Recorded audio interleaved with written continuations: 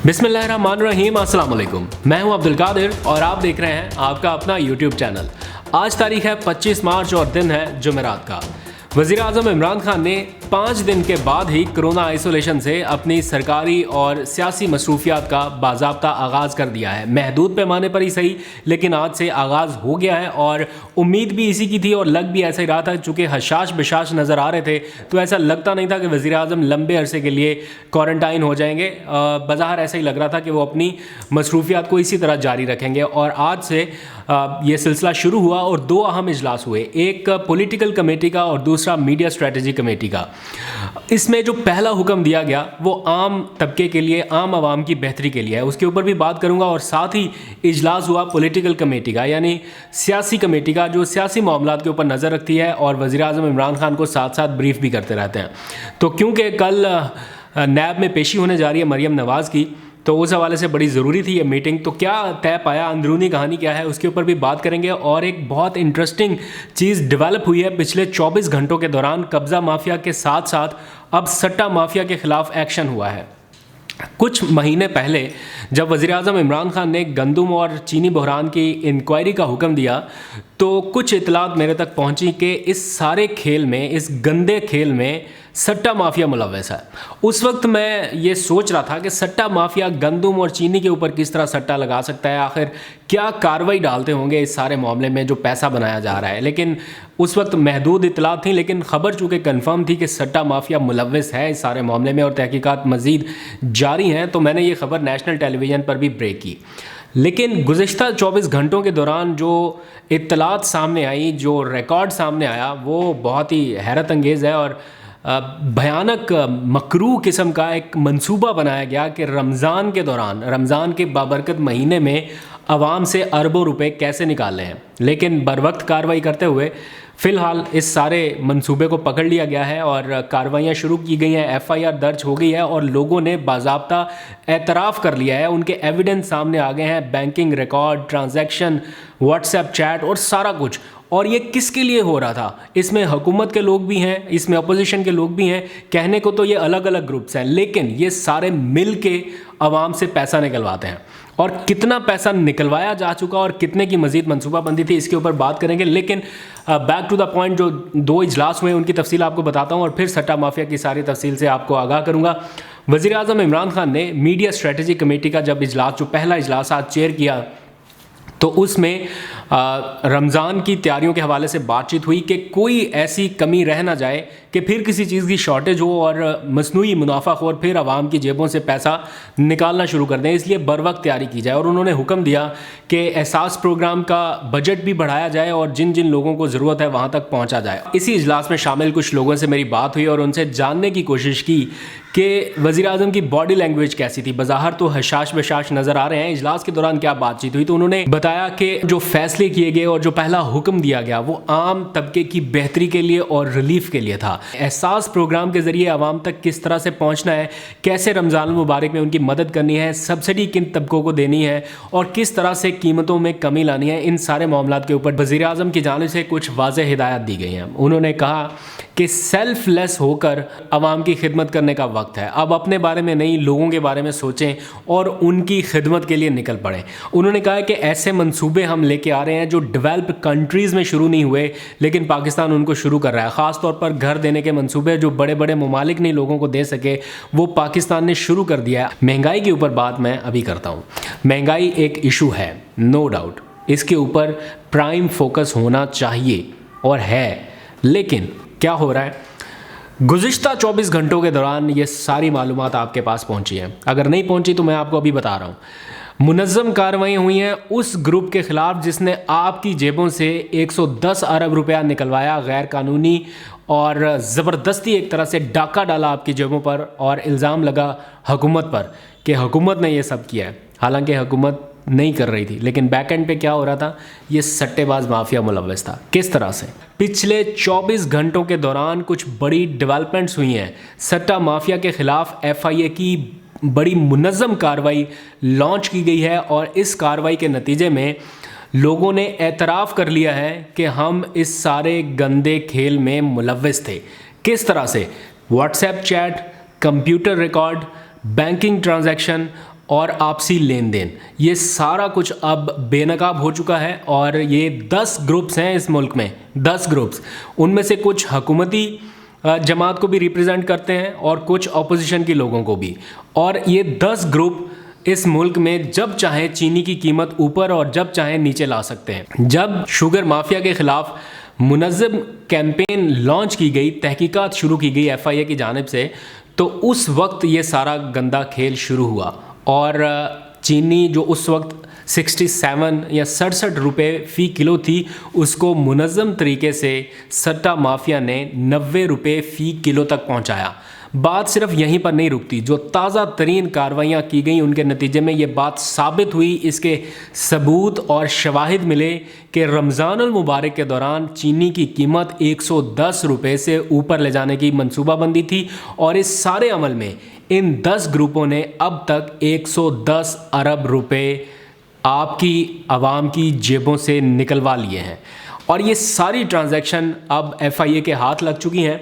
और हुकूमती जमात से ताल्लुक़ रखने वाला ग्रुप भी इसमें शामिल है, जिसको फ़िलहाल तो अलग किया गया है।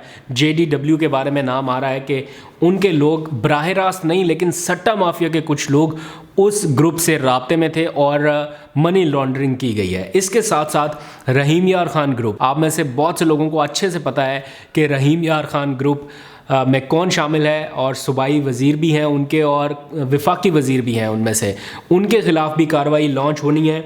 अलमोइज़ ग्रुप शामिल है, हमज़ा ग्रुप और शरीफ फैमिली की शुगर मिलें भी इसमें शामिल है। कहने को तो ये अलग अलग सियासी ग्रुप्स को रिप्रेजेंट करते हैं, लेकिन इनके मफादात चूँकि एक हैं, इसलिए ये ग्रुप भी एक है। मुनज़्ज़म तरीके से कंट्रोल करते हैं सारे मामलात को और चीनी की कीमत जब चाहे ऊपर ले जाते हैं। इनकी व्हाट्सएप चैट सामने आई, जिस चैट में लिखा गया कि चीनी इंशाल्लाह 10,000 रुपये, यानी इनका कौन सा पैमाना है मुझे अभी एग्जैक्ट आइडिया नहीं है, लेकिन चीनी की कीमत ऊपर जाने पर जश्न मनाया जा रहा है। उस ग्रुप में ये डिस्कशन हो रही है कि अब आया है मज़ा। वो पंजाबी में लिखा हुआ है कि चस आ गई, तो मतलब ये है कि चीनी की कीमत ऊपर गई और इनको मज़ा आ गया। 110 अरब रुपए इन्होंने आपकी जेबों से निकलवा लिया और मंसूबा ये था कि 200 अरब रुपया इस रमज़ान मुबारक में भी आपकी जेबों से निकलवाया जाना था। इस हवाले से बर वक्त एक्शन हुआ है। आज इन मुल्ज़िमान ने मनी लॉन्ड्रिंग का एतराफ़ भी किया है और अब ये बताया गया है कि फ़ेक बिजनेस अकाउंट्स, मशकूक बैंक ट्रांजैक्शंस, व्हाट्सएप और मोबाइल का सारा रिकॉर्ड इनका कब्ज़े में ले लिया गया है और उसका फॉरेंसिक भी मुकम्मल हो चुका है। फॉरेंसिक होने के बाद ये चीज़ साबित हुई है कि ये सट्टा माफिया इन कार्रवाइयों में बराह रास्त मुलव्वस था और इसकी मज़ीद तहकीकात के लिए और इनसे रिकवरी के लिए 20 FIA की टीमें तश्कील दे दी गई हैं। आप लोग पूछते हैं चीनी चोर, गंदम चोर, आटा चोर कहाँ हैं?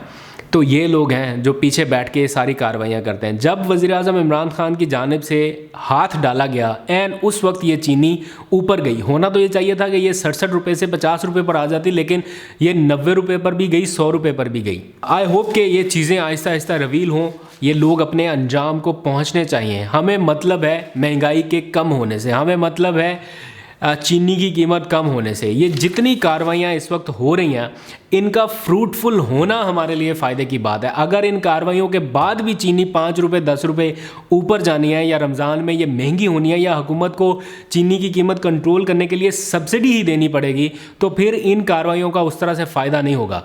आवाम का एक ही मुद्दा है कि महंगाई कम करें, कीमतें कम करें। उसके लिए जो एक्शन चाहिए रियासत भरपूर तरीके से इस्तेमाल करे। किसी को अंदर करना है, इनको पकड़ के जेलों में डालें, पूरे रियासती वसाइल इस्तेमाल करें, लेकिन आवाम को रिलीफ पहली और बुनियादी तरजीह होनी चाहिए। इसी का आवाम मुतालबा करते हैं।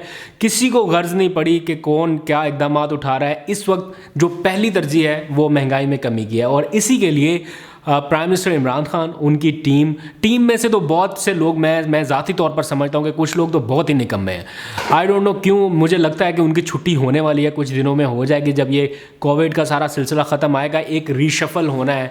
बहुत ज़्यादा नहीं होगा, कुछ लोग ऐड होंगे, लेकिन कुछ ऐड भी हो जाए तो काम के लोग आ जाएँ जो प्राइम मिनिस्टर के उस विज़न को इम्प्लीमेंट कराने के लिए डूअर का किरदार अदा कर सके। प्राइम मिनिस्टर को बंदे चाहिए जो वो सोच रहे हैं, जो उनका विज़न है, उसको इम्प्लीमेंट करके आप लोगों को उसका फ़ायदा सामने नज़र आना शुरू हो जाए। मंसूबे बहुत हैं, तरजीहात बहुत हैं, सोच बहुत अच्छी है, लेकिन ग्राउंड के ऊपर एग्जीक्यूशन ना होना इज़ द मेन प्रॉब्लम। और यही आप सब लोग भी कहते हैं और बताते हैं।